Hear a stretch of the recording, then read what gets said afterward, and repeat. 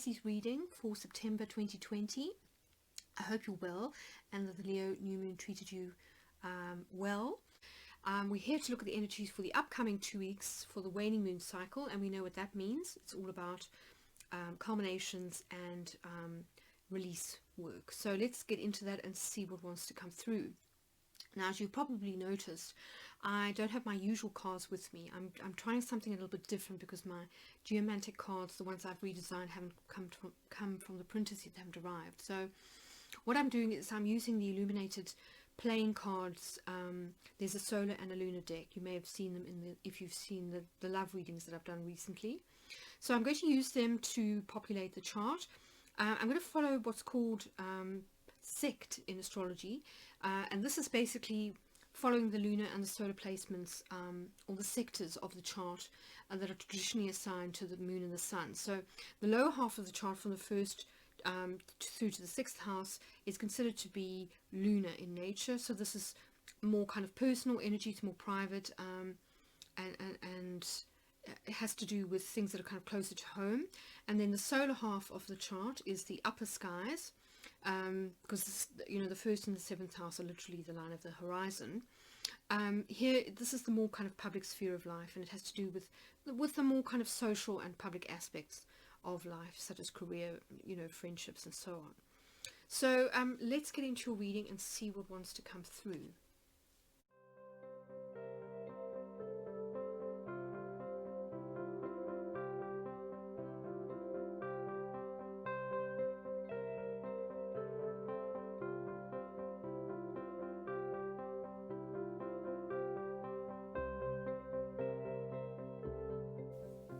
Okay, so let's start with where the full moon is, in your chart. So this is going to be in Pisces and Virgo. So for you, that's kind of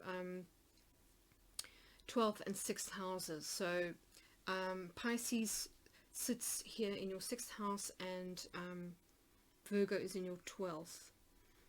So these are the houses that I associate with the mind-body connection. They also are associated with what I would sort of consider almost to be the kind of, the sort of the spiritual versus the pragmatic. That's the other way that I tend to look at this. So this particular full moon, as most full moons do, is asking you to balance that energy that I was talking about, that zodiacal axis between not just the 6th and the 12th houses, but also the signs of Pisces and Virgo, which as I said, are very idealistic. They do tend to be both perfectionists in their own way, and sometimes that can sort of be their undoing. But it's interesting because in the Virgo house, we've got the Virgo card. This is the Hermit. It's the 9 of Pentacles, but it's also the Hermit in this particular deck. So this is associated with the sign of Virgo. So it does look as though you've kind of retreated a little bit recently. Virgo season, can do that to you because it's your 12th house. So it's emphasizing the need for reflection and possibly, retreat. So I do think that you have kind of pulled back a little bit from socializing, and you are kind of doing a bit of self-care and maybe a little bit of soul searching, possibly on a spiritual retreat of some kind, getting messages from your guides, all that good stuff. And then on the other side here, we've got this is where the moon in Pisces will be, and here we've got the 2 of Wands. So this is the 2 of Clubs, and this can be read in one of 2 ways. It can either be feeling conflicted, sort of having heated discussions with one other person, as we've got here. We've got fire in between these 2 people, or it could be about needing to make a choice. So having to pick a path, basically. Which path do you take? And since this is in the house, the 6th house of health, work, and kind of routines, it's possible that you are feeling a little bit unsettled as far as your daily routine is concerned, or perhaps you've applied for a couple of jobs and you have to pick one, or you've got an interview coming up and you're worried about being grilled. That could be why I've got this fire here. So yes, I do get the feeling that you know, this is quite introverted energy that I'm picking up here. So I do think that you're feeling a little bit subdued, or you're just kind of not wanting to necessarily be very public at the moment. Now this could be coming out of that the last cycle, the you know, that Leo new moon cycle, but it could equally be that as we move away from that fire energy into Virgo season, which, as I said, is emphasizing your 12th house, that you are starting to feel a little bit more introspective and want to sort of just retreat a little bit.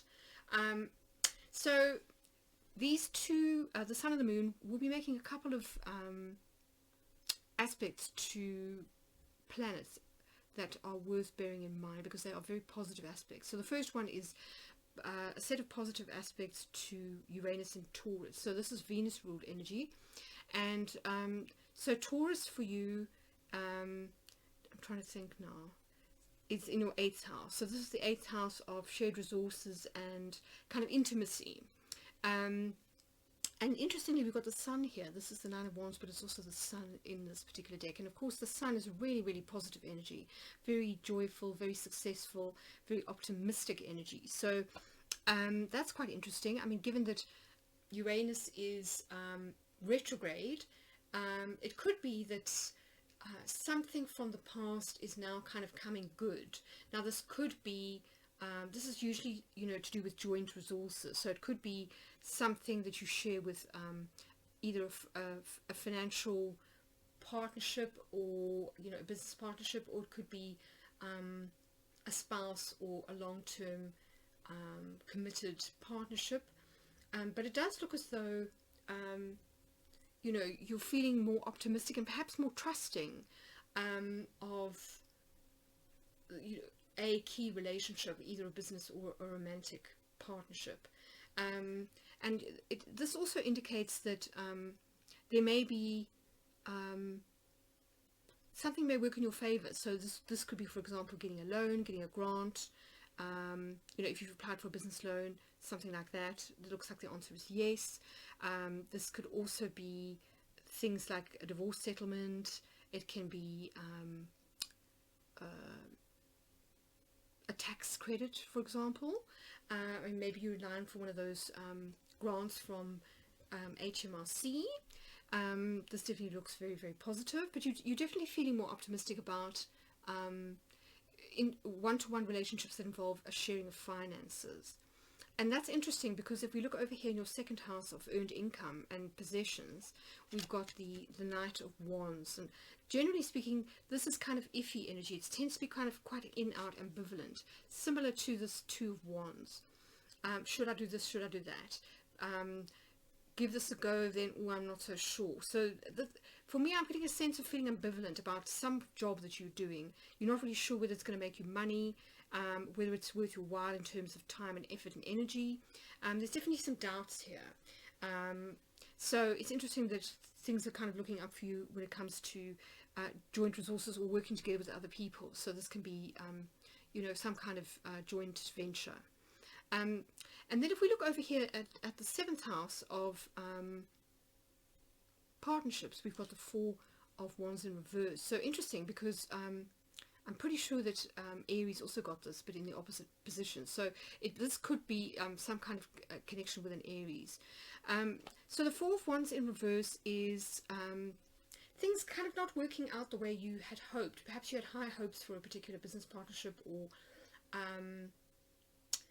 a significant relationship, and it hasn't really turned out the way you anticipated. You thought it was going to be great, or maybe they did, and maybe there's a sense of disappointment somehow, because if we look here in the 9th, in the 5th house of, this is the other house of romantic partnerships and also creative collaborations, we've got the 9 of Swords in reverse. So this is kind of coming out of a period of kind of worry and anguish about something. This is mental anguish, so kind of turning things over, having sleepless nights, that type of thing. So it looks like on some level there is a shift here in terms of a creative or a romantic partnership. Maybe you are seeing it in a new light.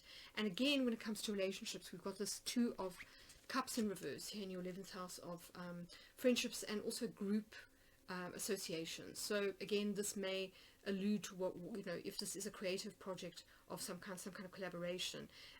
It looks as though on some level people are not feeling satisfied emotionally by whatever the has been happening so far in the connection.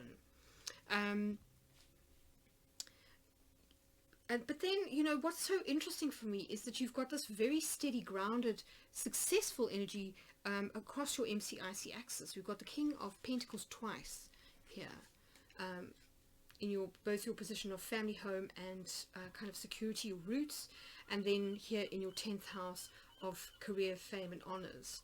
So it definitely looks as though you are kind of on the up. Things are kind of on the up for you in terms of career, and also perhaps you're feeling a bit more settled, or there's some connection here between career and home. Maybe you're relocating for a new job, for example, and maybe this is why there's this, this sense of ambivalence. And here the King of the Knight of Wands can also be about travel, so it's possible that you are relocating for a new job, and that might be why, you know, maybe some people around you aren't that happy about it. Maybe they're going to miss you if you move. So that could be potentially what's going on here, especially if we consider that we've got the King of Swords, but also the Emperor in your 9th house of foreign activities. This is also publishing, the legal profession, cultural activities, and higher education. So it's possible that you've got a promotion or you've got a new job in those spheres, because the Emperor is very ambitious and is very good at manifesting on the material plane, on, you know, kind of bringing about success, basically. So yeah, it's interesting, and maybe that's why you're feeling a little bit kind of reclusive or ambivalent, is that you know, as much as you're fired up about the idea of potentially a fresh start career-wise, maybe you know, if it is coming at the expense of having to be at a distance from people that are important to you, you know, perhaps that's making you hesitate a little bit. But I mean, you know, it's interesting, if we look at the energy of you coming into this reading, we've got the 8 of Wands, which is all about fast movement, momentum, travel, things kind of happening, lots of communication back and forth. So I do think that it's potentially about, you know, either a joint venture or some kind of foreign activity, or something to do with work here. So that's looking really, really positive. I think the key thing here is, got the Hierophant here in your 3rd house of outlook and communications, and this is often about talking about contracts or commitments. So it could be definitely that you are negotiating some kind of contract, but it does look as though it will work out well. As I say, with the Sun here, this does look very positive, as does the King of Pentacles here in your 10th house. And I think it's fair to say, though, that, you know, even if it does involve some kind of short-term sacrifice, potentially you laying the groundwork for the rest of your life in terms of financial security. You know, perhaps after, you know, if this comes good, whatever this thing is in your career, it's going to earn you enough money to really kind of build up a nest egg, maybe buy your own property, set you up for life. So yeah, I think the emphasis definitely here is on career. So I think that this full moon is going to be more about kind of having to make that mental shift about, you know, Libra is a very relationship oriented sign, and you know, doesn't like to upset people or to be away from their peeps. And I think here you're having to sort of put on your kind of thinking cap and be very grounded about you know, what you do, and maybe that's feeling a little bit uncomfortable, but that doesn't necessarily mean that it's a bad thing. So the other transits that I should also mention in this reading are a series of trines, Earth trines at that, between Mercury in Virgo and the 3 planets, the outer planets that are still in Capricorn. So this is Jupiter, Saturn, and Pluto, which are all currently retrograde. So this is happening from your 12th house to where is Capricorn? It's here, I think, in your 4th house. Yeah, because that's Libra, Scorpio, Sagittarius. Yeah, Capricorn. So in your 4th house of home, family, and security. So yeah, I do kind of think that, you know, the thing you need to perhaps consider with these trines, this is Mercury, so it's about your kind of your mental machinations. This is where your thoughts is to consider, to really push your focus on being grounded, being practical, and looking at long-term security for not just yourself but your family. So making decisions from that place, that grounded, earthy place, rather than the sort of the very ethereal, idealistic energy of Pisces, which is, you know, here in the 6th house. So an interesting and fairly complex reading, Libra. Let's get you some advice from the universe. Has your back, oracles. See what comes through, and then we'll get some trinkets just to end off your reading.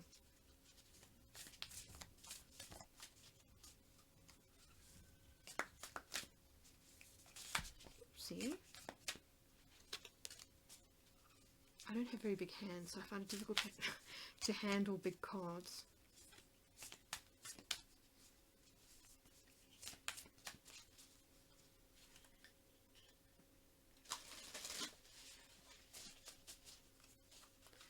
Okay, let's see what wants to come out. Interesting. So in any moment I can surrender to the powerful presence of love through prayer, contemplation, and stillness. I think that fits really well with this wonderful Virgo and Hermit energy you've got here in your 12th house. So I think it's saying, you know, just take time out. If you are feeling a little bit off center, just surrender to the presence of love through prayer, contemplation, and stillness, which is kind of going into that quiet place, either within you or, you know, maybe going on retreat briefly somewhere. Maybe some cottage in the remote part of Scotland or something, just to sort of think things through carefully, but, you know, keeping, not feeling that you have to be overly controlling. Virgo can be a little bit of a control freak, so perhaps just surrender to you know, the idea that things will work out for the best, and allow guidance to come through now, because it does look as though you know, this potentially powerful guidance coming through for you from your guides, if you are if you manage to quiet your mind and kind of listen, and then surrender to what they have to say. So that's really lovely message. Let's get some trinkets for you. So first of all, let's get one for that moon in Pisces.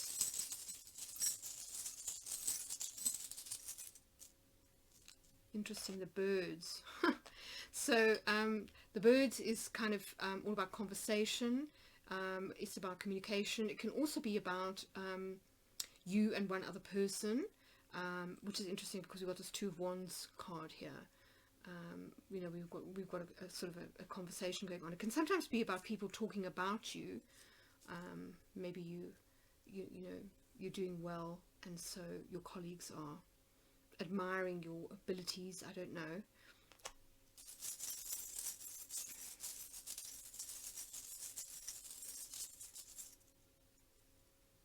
Yeah, interesting. So we've got the mice. So this is about kind of like feeling small.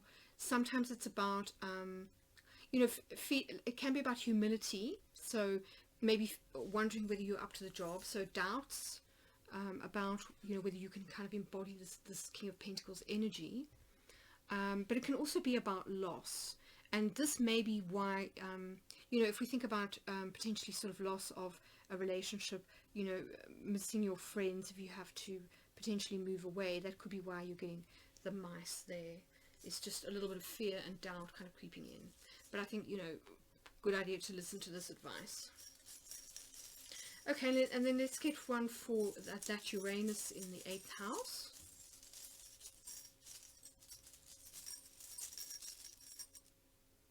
Interesting. So we've got the snake here, which is it can be about betrayal, but it can equally be about a process that's been long and drawn out. And given that we've got the sun here, which is so positive, I think it's more a case of something that you know, maybe has dragged out for a long period of time, such as, for example, a will that's been contested, or a divorce settlement, something of that ilk. Now comes good. So I kind of think that that's what that is about. And then let's get one for Mercury. And for the stuff here in the 4th house. Yeah, you see, look, the sun, really positive. So success, joy, happiness, positive outcome. So things looking good for you in terms of setting yourself up for life. That's what I'm kind of hearing. So yeah, I think don't worry too much, Libra. I think things will work out. Just take this advice, surrender to what wants to come in, because I think even though it feels unfamiliar and perhaps a little bit scary, it is ultimately for your highest good. So I hope that's been helpful. Do let me know in the comments below if it's resonated, and if you've enjoyed it, love it if you'd hit the like button.